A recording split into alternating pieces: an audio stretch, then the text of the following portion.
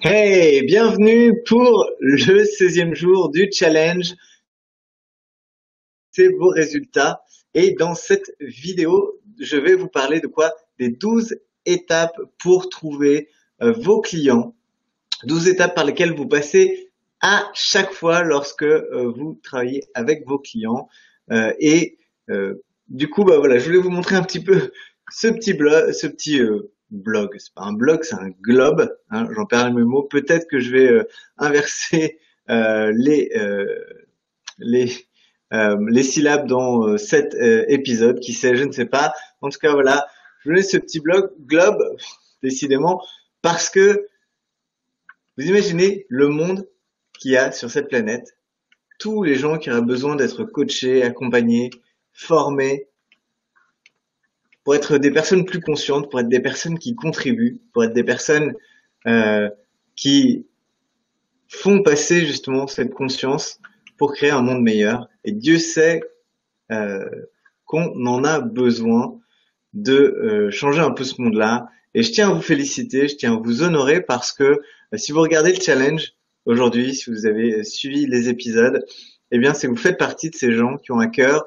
de créer plus de conscience, de créer un monde plus sûr, un monde empreint voilà, de paix, d'harmonie, avec des gens qui grandissent, se développent, et vous avez envie de faciliter ça parce que vous êtes coach, consultant, formateur, thérapeute. Et donc, je tiens vraiment à vous honorer et vous féliciter de contribuer à la création d'un monde meilleur. Alors aujourd'hui, on va parler de quoi? Eh bien, vous l'avez normalement à l'écran. Peut-être que ça ne s'affiche pas. Hop. Donc c'est les 30 jours pour booster vos résultats. Donc les 12 étapes pour trouver vos clients. Ça, c'est le sujet d'aujourd'hui. On va voir ces 12 étapes en détail. Elles sont là sur ce tableau. Je vais tout vous expliquer. Mais avant de démarrer et de rentrer dans le détail de ce modèle, je vais vous expliquer pourquoi ce modèle en 12 étapes pour trouver des clients. Qu'est-ce que ça veut dire? Pourquoi est-ce que vous avez besoin de connaître ces 12 étapes? Alors en fait, ces 12 étapes par lesquelles vous passez pour trouver des clients, eh bien, ce sont les étapes par lesquelles chaque nouveau client qui travaille avec vous est passé pour jusqu'à ce qu'il devienne client. Donc c'est vraiment ces étapes que chacun de vos clients parcourt d'une façon ou d'une autre. Et donc c'est important pour vous de connaître ces étapes parce qu'une fois que vous connaissez ces étapes, vous allez savoir justement adopter le bon discours, savoir à quel moment c'est pertinent de proposer vos offres, à quel moment ce n'est pas encore le moment. Donc éviter d'être soit trop dans la force et d'essayer de pousser des choses sur vos clients potentiels, ce qui va les faire fuir, soit l'inverse, c'est-à-dire d'attendre que votre client potentiel vous dise ah ben j'aimerais bien travailler avec vous, comment est-ce que je travaille avec vous? Et ça, c'est un petit peu un fantasme pour beaucoup de coachs, consultants, formateurs, thérapeutes, c'est espérer que ce soit le client qui se jette sur eux et qui dise combien ça coûte et qui demande à les engager.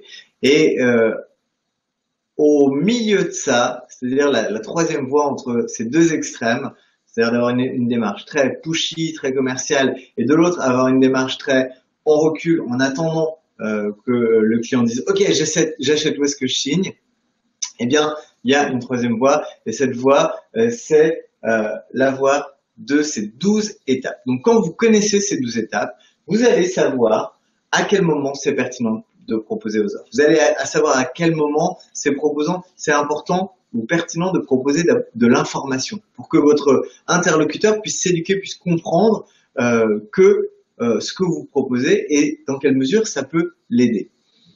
Ça va vous permettre de savoir à quel moment il faut que vous proposez une expérience, que vous proposiez peut-être un contact, un rendez-vous, que vous invitiez la personne à un événement, mais quoi qu'il en soit, ces étapes, elles vont vous permettre de conscientiser concrètement les choses et de pouvoir, suite à un échange avec un client potentiel, vous dire, ok, ce client potentiel, il est à cette étape. Et pour le passer à l'étape d'après, il faut que je lui envoie de l'information. Il faut que je prenne contact avec lui. Il faut que je lui propose telle ou telle chose. Vous allez pouvoir consciemment aider vos clients potentiels à accéder à l'aide dont ils ont besoin, c'est-à-dire vos services, votre expertise, vos conseils, c'est-à-dire bref, à travailler avec vous. Et donc, ça, c'est vraiment essentiel que vous ayez ces étapes et que vous les conscientisez, que vous les connaissiez. Si vous ne les connaissez pas, vous allez continuer à expérimenter cette espèce de sentiment d'angoisse lorsque vous avez un client potentiel, à savoir, est-ce que je propose mon offre, est-ce que je propose pas mon offre est-ce que c'est le moment de rappeler cette personne, est-ce que non, je la laisse.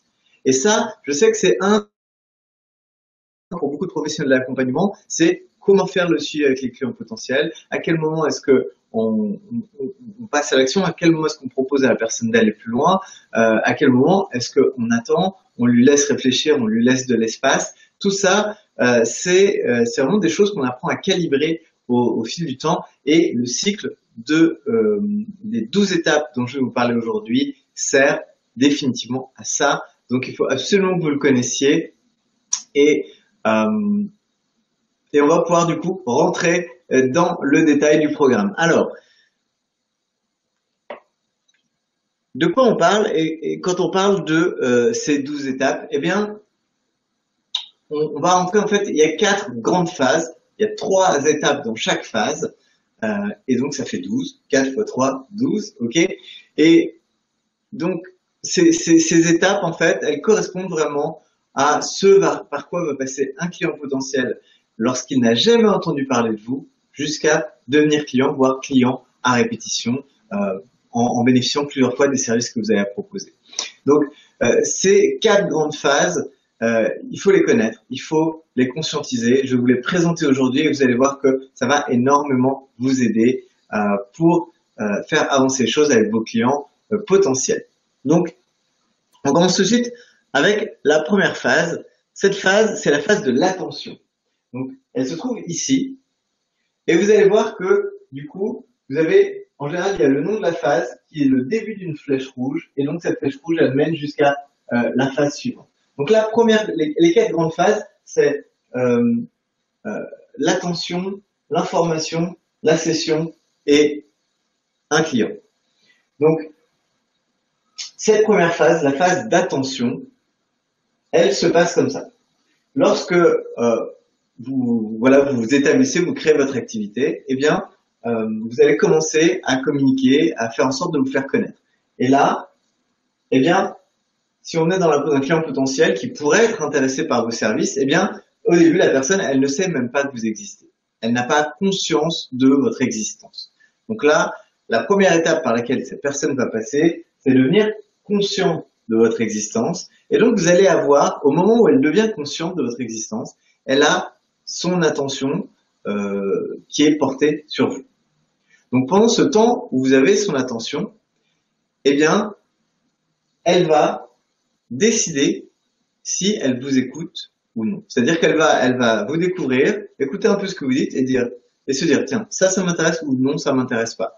Oui, ça va m'aider à avancer, ou non, ça va être du bruit dans ma vie, dans les informations que je reçois. Donc, elle fait ce choix assez rapidement, et c'est là qu'elle va, si elle décide d'en savoir plus, elle va passer à la phase d'écoute. Et la phase d'écoute, ça va être par exemple,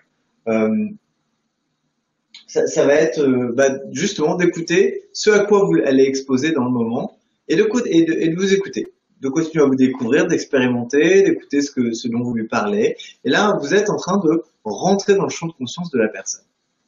L'étape d'après, donc la phase d'après, c'est la phase d'information. C'est-à-dire que cette personne, elle vous a découvert, vous avez son attention et elle vous écoute. Elle écoute ce que vous dites.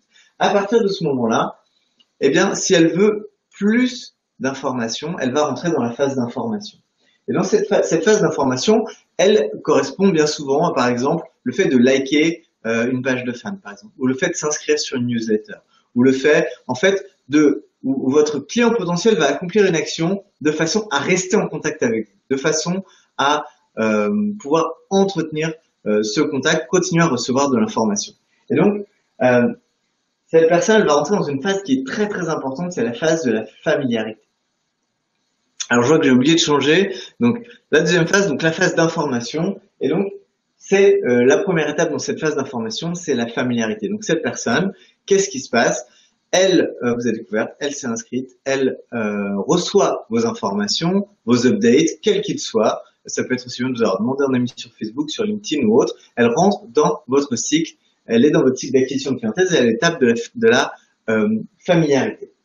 Donc là, il y a un moment qui est fatidique, qui est vraiment très très important. Le moment de la familiarité, c'est ce moment où la personne vous a fait une place dans son esprit. Vous avez une place dans sa tête. Elle sait ce que vous faites, elle sait ce que vous proposez, elle comprend et elle reste connectée à vous parce que potentiellement, ça pourrait l'intéresser plus tard.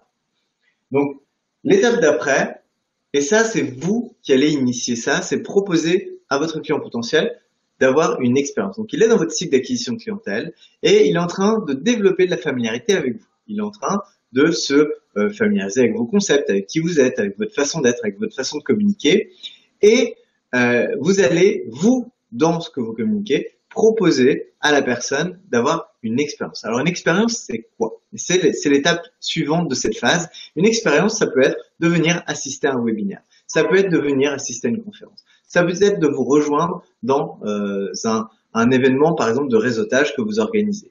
Ça peut être de répondre à un email en remplissant, par exemple, un formulaire pour entrer en conversation avec vous. Ça peut être voilà, tout un tas de choses. Ça peut être un bref appel de quelques minutes où la personne, du coup, a l'occasion d'expérimenter qui vous êtes et ce que vous faites et ce que vous conseillez. Donc ça, bien souvent, les personnes qui rentrent dans votre cycle d'acquisition clientèle, eh bien, celui-là va sauter les mains, celui-là je le tiendrai bien. Donc on a et l'expérience. Et donc, des personnes qui sont en recherche des conseils tels que le vôtre, de votre expertise, de ce que vous pouvez faire pour elles, eh bien, elles oscillent entre familiarité, expérience, familiarité, expérience, familiarité, expérience. Elles vont avoir une expérience, elles vont aller à votre webinaire, mais elles vont pas franchir le pas. Elles vont rester à la phase d'expérience, mais elles vont attendre qu'il y ait une expérience que vous leur proposez d'avoir, qui leur permet de rentrer directement en contact avec vous. Donc ça, c'est l'étape d'après. Et donc la personne, elle rentre directement en contact avec vous, elle fait un pas en avant, peut-être pour dire que ce dont vous avez parlé pendant l'expérience que vous lui avez proposée l'a intéressé, lui a donné envie d'aller plus loin, l'a aidé à avancer. Peut-être en tout cas, la personne vient vous voir, elle continue à s'approcher de vous. Vous avez vu que on a vraiment parcouru un certain nombre d'étapes et ces étapes-là, elles sont clés, elles sont importantes. Et quand vous savez consciemment qu'elles existent, vous pouvez faire avancer les choses et aider votre client potentiel à bénéficier de ce que vous avez à lui proposer. Donc ça, c'est vraiment très très important. Ensuite, une fois que vous avez eu un contact et que vous savez que la personne en face de vous est un ou une cliente potentielle avec qui ça vaudrait la peine d'explorer un peu plus la situation, eh bien, vous allez proposer à la personne une session, une séance 1, 2, 3 clients par exemple. Donc, la séance 1, 2, 3 clients, c'est vraiment la meilleure chose que vous pouvez faire. Si vous êtes coach, consultant, formateur, thérapeute, c'est proposer une fameuse session 1, 2, 3 clients dans laquelle vous allez aider votre client, mais d'une manière qui a le plus de valeur possible. Très concrètement, ça a le plus de valeur possible pour votre client.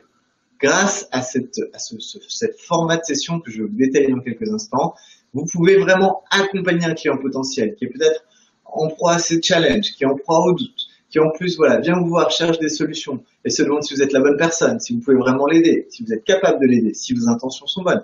Cette personne, elle vous connaît un peu parce que vous avez développé une forme de familiarité, mais elle ne vous connaît pas réellement en tant que personne. Elle ne sait pas si elle va avoir plaisir et joie et à travailler avec vous et si ça va lui apporter des choses. Donc, je vous invite du coup à réfléchir à ce qu'est cette session. Cette session, en fait, c'est donc la troisième phase, donc la séance 1, 2, 3 clients, au cours de laquelle, voilà ce que vous allez faire. Avec votre client potentiel, dans un premier temps, vous allez simplement connecter. Vous allez la session 1, 2, 3 clients démarre, vous allez connecter, voilà, faire connaissance un peu, demander à la personne, je sais pas d'où elle se situe, voilà, si c'est un rendez-vous en face à face, peut-être d'où elle est venue vous voir, est-ce qu'elle a fait bonne route, voilà, des choses un petit peu qui permettent de prendre comment dire, de créer le rapport, comme on dit en PNL. Ensuite, une fois que vous avez créé donc, ce rapport, cette connexion, eh bien, vous allez inviter la personne à vous définir quels sont ses objectifs, qu'est-ce qu'elle veut accomplir, qu'est-ce qui est important pour elle. Et vous allez aussi lui demander qu'est-ce qui l'empêche d'accomplir ce qui est si important pour elle. Donc là, ce que ça va créer, c'est une tension. C'est-à-dire que la personne, vous l'invitez à vous faciliter par vos questions, puisque là, vraiment, ces parties-là, c'est vraiment essentiellement poser des questions. Ça va être poser des questions puissantes qui aident à la personne à se projeter pour dire, voilà ce que je veux accomplir. Qu'est-ce que je veux accomplir? C'est ça. Et elle va vous expliquer ce qu'elle veut accomplir. Et elle va aussi vous dire pourquoi elle ne l'a pas encore accompli. Et c'est la raison très claire pour laquelle vous êtes dans cette conversation, vous êtes dans cette fameuse étape de session. Donc, une fois que vous avez compris ce que la personne veut accomplir et quels sont les obstacles qu'elle doit dépasser, c'est là que vous avez tous les éléments pour pouvoir proposer vos services, c'est-à-dire être au service de la personne. Ça, c'est très très important. On est dans un processus consultatif, c'est-à-dire que vous allez vouloir savoir ce que la personne veut accomplir et au vu des obstacles qu'elle rencontre et parce que vous êtes spécialisé dans le domaine, eh bien vous allez pouvoir proposer une offre qui est particulièrement adaptée à cette personne pour accomplir ce qui est particulièrement important pour elle. Ok? C'est aussi simple que ça. Vous allez proposer vos services. Et c'est là qu'on va rentrer justement dans la quatrième phase, c'est la phase client. C'est là où vous allez finaliser les choses. Et dans la phase client, eh bien, une fois que vous avez présenté vos services, la personne, elle va vous poser des questions. Elle va vous dire, et ça, comment ça marche? Et là, comment est-ce que vous m'accompagnez? Qu'est-ce que vous proposez? C'est quoi votre programme? C'est là, en gros, une fois que vous allez présenter vos services, c'est à la personne à son tour de vous dire qu'est-ce qu'elle en pense, de vous dire si elle veut s'engager, si vous posez les questions, et notamment, ça va être les questions qui l'empêchent de passer à l'action. Peut-être elle va vous dire, voilà, si elle a lieu tel jour, ah ben non, je suis pas disponible tel jour, ou voilà, est-ce que voilà, à quel rythme ont lieu les séances, si vous proposez de l'accompagnement, etc. Mais vous allez toujours avoir une phase de questions-réponses parce que la personne, elle va, voilà, elle va être curieuse. Normalement, souvent, un client qui ne pose pas de questions, qui dit oui comme ça, ça peut être mauvais signe dans certains cas. Des fois, on se dit ah oui, c'est bon signe, mais en fait, c'est quand même mieux quand la personne vous pose des questions et en général, quand vous avez présenté votre offre, il y aura toujours des questions. Comment est-ce que ça marche? Comment est-ce qu'on se connecte? Comment est-ce qu'on échange? Ou est-ce que, voilà, quels que soient les éléments, c'est ce qu'on appelle des questions d'achat. C'est-à-dire des questions sur lesquelles la personne va avoir besoin de précision par rapport à sa situation personnelle pour pouvoir dire oui à ce que vous lui proposez. Ensuite, c'est à ce moment-là que vous allez proposer à la personne de s'engager. Une fois que vous avez répondu à ces interrogations, vous allez dire, voilà, pour démarrer, voilà comment ça se passe. C'est là où vous lui expliquez, voilà l'étape suivante, ça va être de signer le contrat, ça va être de faire le premier paiement sur cet accompagnement ou sur cette offre que vous proposez. Et donc, ça c'est presque un petit peu les formalités administratives. Et l'étape d'après, eh bien, vous avez un nouveau client, une nouvelle cliente. Félicitations. Donc là, vraiment, ce modèle, il est extrêmement précieux. Il peut avoir l'air très simple, et c'est vrai que bon, le fait qu'il y ait 12 étapes, c'est pas forcément le plus simple, mais vous avez surtout besoin de vous souvenir de la phase d'attention, la phase d'information, la phase de session et la phase client. C'est vraiment ces 4 étapes-là, c'est vraiment dans ces 4 étapes-là que ça se joue. Donc, maintenant, on passe à l'action.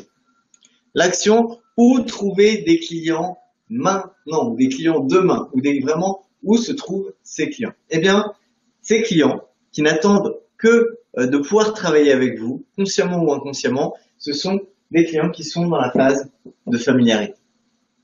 Ces clients qui n'attendent que vous et que vous pouvez saisir, et quand je dis saisir, c'est dans un ordre positif, c'est-à-dire de pouvoir les aider, ces clients, ils sont là. Ils sont dans la phase de familiarité. Si, vous savez comme on dit, quand on va cueillir des pommes par exemple, eh bien on va aller saisir les pommes qui sont à hauteur d'homme dans un premier temps. On va les ramasser et eh bien c'est un petit peu pareil avec ces clients qui attendent de travailler avec vous, ils se trouvent tous dans cette phase de familiarité. Ils sont là Et parfois, effectivement, ils vont sortir, mais vous avez toujours la possibilité d'aller contacter des clients potentiels qui sont dans ce cycle et qui sont à la phase de familiarité, qui attendent que vous leur proposiez une expérience, que vous leur proposiez un rendez-vous, que vous leur proposiez de venir assister à votre conférence, que vous leur proposiez quoi que ce soit, mais qui va leur permettre de se rapprocher un peu plus de vous, d'en savoir plus et d'avoir cette fameuse expérience. Donc ce que je vous propose de mettre dans les commentaires, mettez-moi dans les commentaires parce qu'on parle d'action encore une fois. Le coaching et le développement de votre activité elle doit passer par l'action. Eh bien, c'est où dans votre activité avez-vous des clients potentiels dans cette phase de familiarité qui attendent que vous puissiez les aider et quelle expérience allez-vous leur proposer pour les emmener dans la suite du cycle d'acquisition de clientèle. Donc je répète, où se trouvent dans votre activité des clients qui sont dans cette phase de familiarité et qu'est-ce que vous allez leur proposer, quelle est l'expérience que vous allez leur proposer pour qu'ils puissent se rapprocher de vous et que vous puissiez ensuite les accompagner dans quel que soit votre domaine d'activité, quels que soient les problèmes ou les résultats que vous proposez d'atteindre, eh bien, vous avez des clients qui sont dans cette phase-là et qui n'attendent que vous. Alors, je vous invite à mettre vos réponses dans les commentaires. C'était la partie action pour le jour numéro 16 du challenge en 30 jours. Donc, allez-y, répondez dans les commentaires à ces deux questions. En attendant, eh bien, je vous remercie de votre attention et je vous dis à très bientôt pour la 17e journée du challenge 30 jours pour booster vos résultats. Merci et à bientôt.